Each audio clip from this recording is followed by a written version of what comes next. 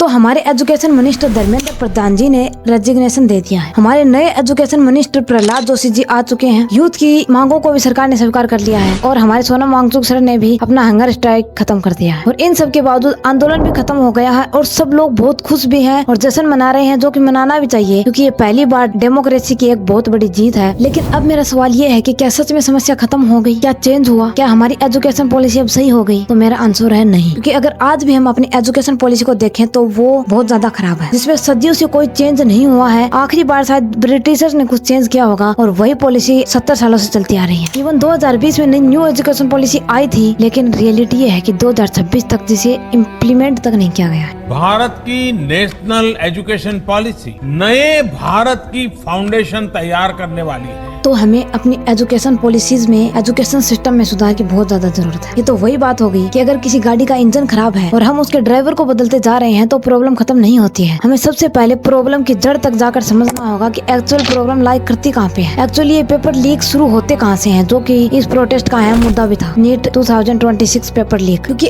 अगर सिर्फ एक कुर्सी पर बैठा मिनिस्टर बदल जाता है और जो पेपर लीक की फैक्ट्री वैसे की वैसी चलती रहती है तो इस प्रोटेस्ट का कोई फायदा हुआ ही नहीं। और हमारा जश्न मनाना और ये हमारे इतने बच्चों का सैक्रिफाइस, उनका इतने दिनों तक लाठीचार्ज सहना, आंसू गैस के गोलों के बीच रहते हुए उनका ये प्रोटेस्ट बेकार चला जाएगा। तो चलो आज हम बात करते हैं इस प्रोटेस्ट का है मुद्दा नीट 2026 के पेपर से, कि आखिर ये पेपर लीक हुआ कैसे। सर पेपर लीक पे क्या बोलेंगे? सर पेपर लीक पे Material was sold for 5 lakh rupees and then was bought for 30,000. कि पेपर टेलीग्राम पे मिल रहा है, व्हाट्सएप पे मिल एंड ऐसे ही बहुत सारे पेपर हैं जो कि स्टेट गवर्नमेंट्स के, सेंट्रल गवर्नमेंट्स के बहुत सारे पेपर हर साल लीक होते हैं, जिसके चलते हजारों बच्चे सफर करते हैं। तो इस पूरी समस्या को समझने की कोशिश करते हैं। तो कल्पना करो, आप एक नीट एस्पिरेंट हो। आपने अपने सारे शौक और सपनों को त्याग कर एक अंधेरे कमरे में बैठकर काफी सालों से दिन रात मेहनत कर रहे हो। आपने अपनी पूरी जी जान लगा रखी है ताकि आप उस एग्जाम को पार कर सको और उस एक सीट को हासिल कर सको। काफी सारे ऐसे लोग हैं जिनके पेरेंट्स ने अपनी जमीन तक गिरवी रखती है ताकि वो अपने एक उस बच्चे को सक्सेस कर सके और एक वो गवर्नमेंट कॉलेज की सीट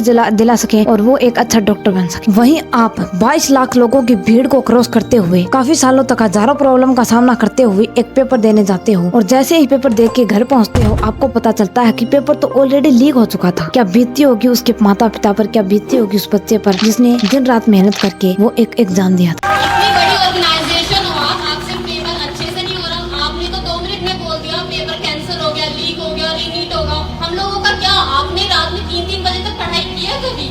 हम लोगों ने की है।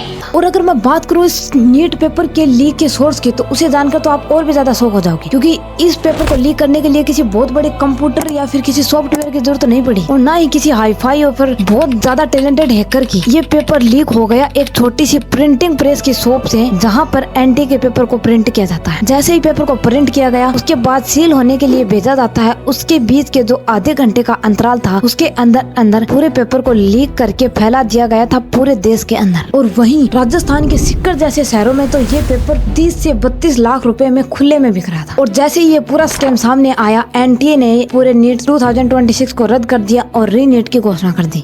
India's biggest medical entrance exam has been cancelled. The National Testing Agency has scrapped NEET undergraduate 2026 exam. Sir जिस तरीके से 2024 में नीट पेपर लीक हुआ, अभी पेपर लीक हुआ, हर साल पेपर लीक हो रहा है। क्या ये सच में इतना आसान था? क्या री एग्जाम करवा देना है ना हर एग्जाम का सोल्यूशन हो सकता है? तो बिल्कुल भी नहीं। क्या सोच रहे होंगे वो स्टूडेंट जिन्होंने इतने सालों तक पढ़ाई करने के बाद एक एग्जाम दिया और इस उम्मीद में बैठे थे कि इस बार कुछ अच्छा होगा, और खबर आती है ये, क्योंकि एक एग्जाम खत्म होने का मतलब एक अटेम्प्ट नहीं होता है। कई सारे ऐसे एग्जाम हैं जो कि री एग्जाम कराने भी 3 से 4 साल तक लग जाते हैं। और जब एक अटेम्प्ट खराब होता है तो उसके लिए एक और कोचिंग की फीस और कुछ और सालों का सैक्रिफाइस और कुछ और दिनों का वही डिप्रेशन भरा एक अंधेरे कमरे में जीवन बिताना इतना आसान नहीं होता है। और अगर प्रॉब्लम को समझे तो ये सिर्फ एक इंसान का या फिर किसी एक कुर्सी का काम नहीं है, इसके पीछे बहुत बड़ी एक चैन होती है। इवन नीट 2026 के बाद तो हमारे शिक्षा मंत्री धर्मेंद्र प्रधान ने भी एक्सेप्ट किया था कि पेपर लीक करवाना या फिर एक पेपर को लीक करना किसी एक व्यक्ति का काम नहीं हो सकता है। इसके पीछे एक पूरी मास्टरमाइंड और एक ब्रांचेस की बहुत बड़ी चैन होती है। जैसे ही पेपर को रद्द किया गया और लोगों ने मुद्दा उठाया, प्रोटेस्ट चला, जिसके तुरंत बाद हमारे प्रधानमंत्री का भी एक मैसेज आया। फ्रेंड्स, मैं जानता हूं कि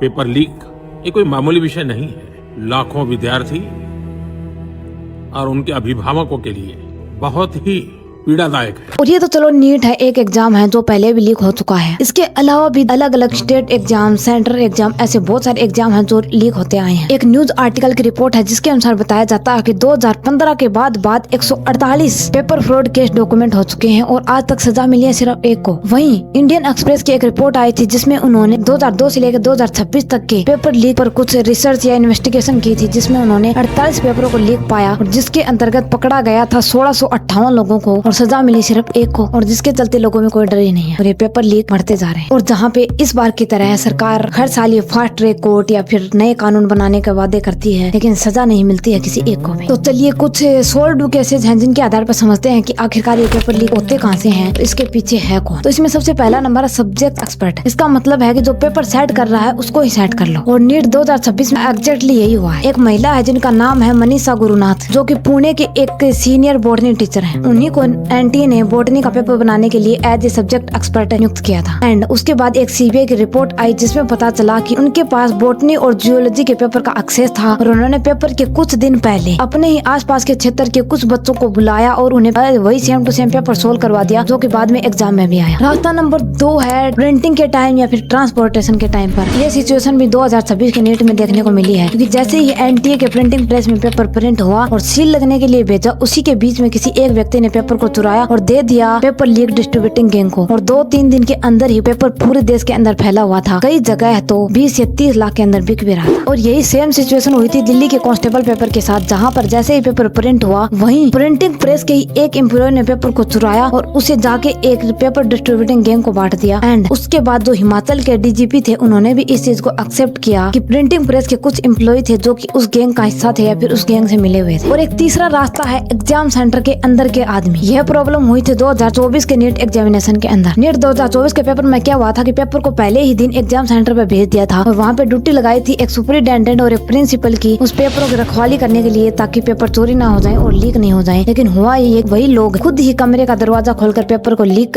कर रहे थे, और जैसे ही पेपर शुरू होने वाला था उसके कुछ घंटे पहले ही पेपर लीक हो चुका था। वहाँ पे मौजूद हो चुकी थी पेपर लीक्स गैंग्स या फिर पेपर सोल्वर गैंग्स भी बनी हुई हैं, और उन्होंने पूरे के पूरे पेपर को सोल्व करवा के बच्चों को दे दिया था। एंड पूरा पेपर होने के कुछ घंटों पहले आंसर सहित बच्चों के हाथ में था। और चौथा और एक और रास्ता है जो कि है पेपर सोल्वर गैंग और डिस्ट्रीब्यूटर गैंग, जो कि बच्चों तक पेपर को पहुंचाते हैं, चोरी करवाते हैं। एंड जब पेपर कुछ ही घंटों पहले ही मिलता है तो उसे सोल्व करके भी दे देते हैं, एंड जो कि एक बड़ी समस्या है। एंड इसमें शामिल होते हैं हमारे सिस्टम के ही कुछ लोग, जिसपे भी ध्यान देना बहुत जरूरी है। तो इस पूरे सिनेरियो की पिक्चर बड़ी क्लियर है कि जैसे ही पेपर बनता है, प्रिंटिंग प्रेस से रिलीज होता है, फिर सेंटर पर पहुंचने के लिए निकलता है, ये पेपर लीकर गैंग इस पेपर को चुराती है और फिर पेपर सोल्वर गैंग पूरे पेपर को सोल्व करके बेच देते हैं बच्चों को या फिर कोचिंग इंस्टीट्यूट को 5 से 15 लाख के अंदर। और जिसका फायदा इस कोचिंग इंस्टीट्यूट को बहुत मिलता है। अगर इसको समझने की कोशिश करें तो जैसे ही कोचिंग सेंटर को पेपर मिलता है वो पूरा का पूरा पेपर वो अपने बच्चों को सोल्व करवाते हैं, जिसकी वजह से उस कोचिंग सेंटर के बहुत ज्यादा बच्चों का सिलेक्शन होता है और उनके अगले बैच पढ़ने की तैयारी एकदम फुल हो जाती है, क्योंकि जितने ज्यादा सिलेक्शन उतने ज्यादा admission for the next batch. और शायद पेपर लीक होते भी इसलिए है क्योंकि मार्केट में डिमांड है तभी सप्लाई होती है। तो इस चीज को लोगों को भी समझना होगा कि जब तक आप डिमांड करोगे सप्लाई होती रहेगी। तो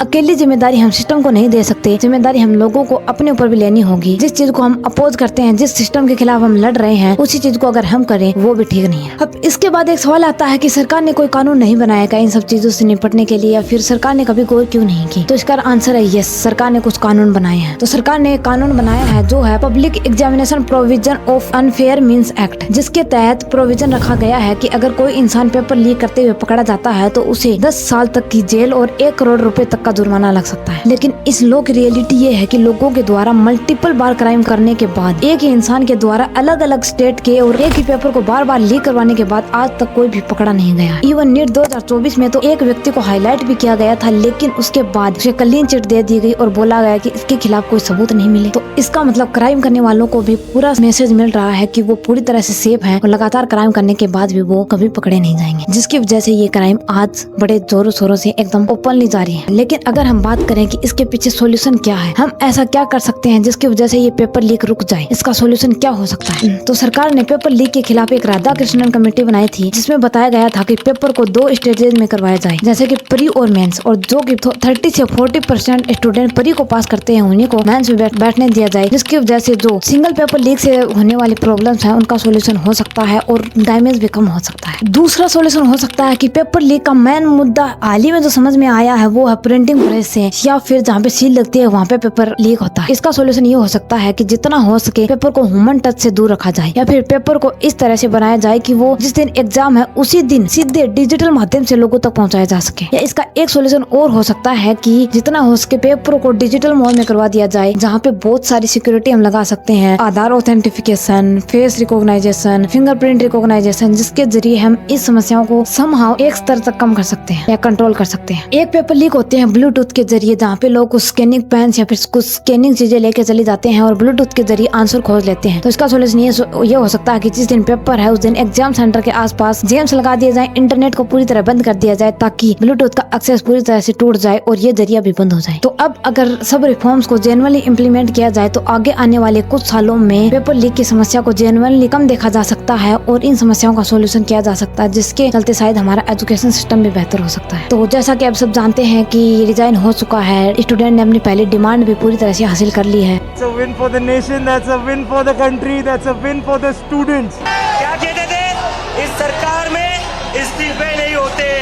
हम कहना चाहते, झुकती है दुनिया, झुकाने वाला चाहिए। लेकिन असली टेस्ट अब शुरू होता है, क्योंकि सिर्फ चेयर पे बैठे व्यक्ति के बदलने से सिस्टम चेंज नहीं होता, एजुकेशन सिस्टम चेंज नहीं होता है। समस्या तब खत्म होगी जब पेपर लीक पूरी तरह से बंद हो जाएंगे, इन पेपर डिस्ट्रीब्यूटर की गैंग या इनका मार्केट पूरी तरह से बंद हो जाएगा, या फिर इनका पूरा गैंग खत्म हो जाएगा और ये जो बिजनेस चल रहा है इस पे पूरी तरह से रोक लग जाएगी, और जो पेपर बाय करते हैं उनका मार्केट भी बंद हो जाएगा और अपराधियों को टाइम पे सजा मिलने शुरू हो जाएगी। तब इस प्रोटेस्ट का असली मतलब निकलेगा और हम असली खुशी मनाने के हकदार होंगे।